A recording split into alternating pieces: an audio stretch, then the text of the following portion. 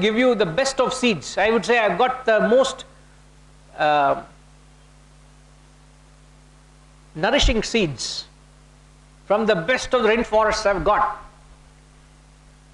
What does it take for you to ensure that those seeds sprout? Given that the seed is of best quality, the seed is of the highest quality.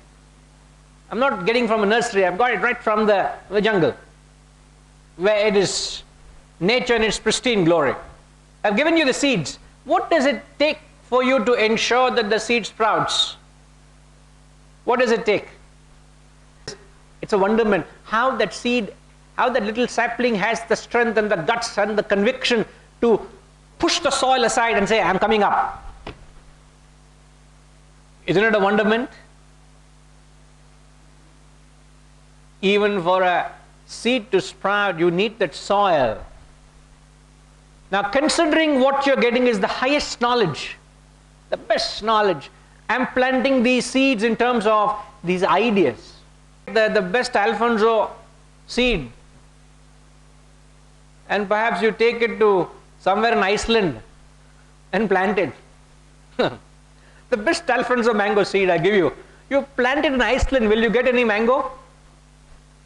Nothing will come out of it, isn't it? So it is not the question of the seed, it is a question of the soil as well. Now you can have the best of knowledge your way, but you need to have the conducive atmosphere, conducive soil for your spiritual growth. Now, before I get to the text, what is the conducive soil you need for your spiritual growth? The seed is the ideas, the seed is the knowledge. The Guru is giving you. You're receiving it from a higher source. But what is the soil you need for the knowledge to sprout? What is the soil?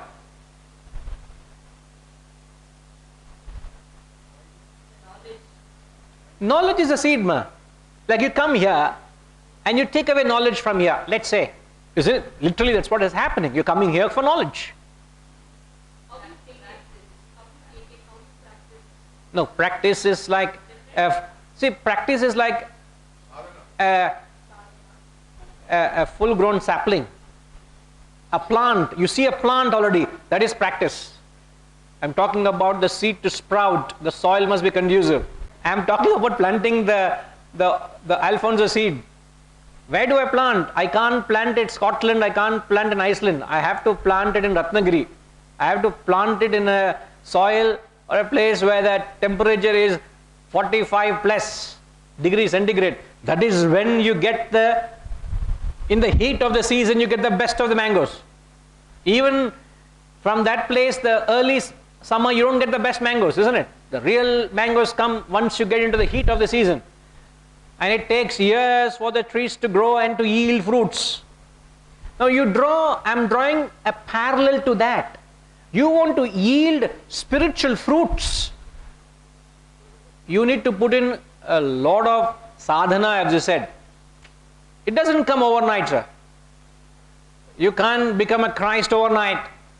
You can't become a transformed person overnight. Yet you are very knowledgeable. Knowledgeable is having all the seeds. I've collected all the seeds are with me. But I have not sprouted them. I have not rather planted them. They have not sprouted. They are not growing into a sapling or a plant or a tree. And then it is not yielding fruits. Therefore we see a disparity in life. With all that's going on, yet there is glaring imperfections in society, glaring imperfections in each one of us. Why? Because we are not taking care of the very essentials. So therefore, my question is, I'm not undermining any effort here, please. I'm only trying to drive home the point, what is required to yield the most out of our efforts. Isn't it? So the soil is very important. Now I've taken what you have said, sir. None of you are wrong, but I will give you what the Gita is saying.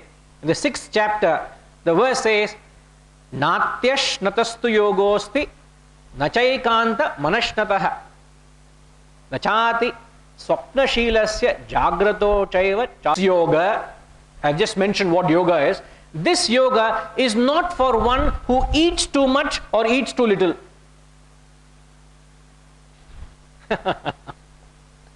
This yoga is not for those who eat too much or eat too little, or one who sleeps too much or doesn't sleep at all. All that. That's all. Ante sir. They expect you to understand what that means. Sorry? Moderation. Now what do you mean by eating too much, eating too little, sleeping too much, sleeping too little? This yoga is not meant for one who does these two.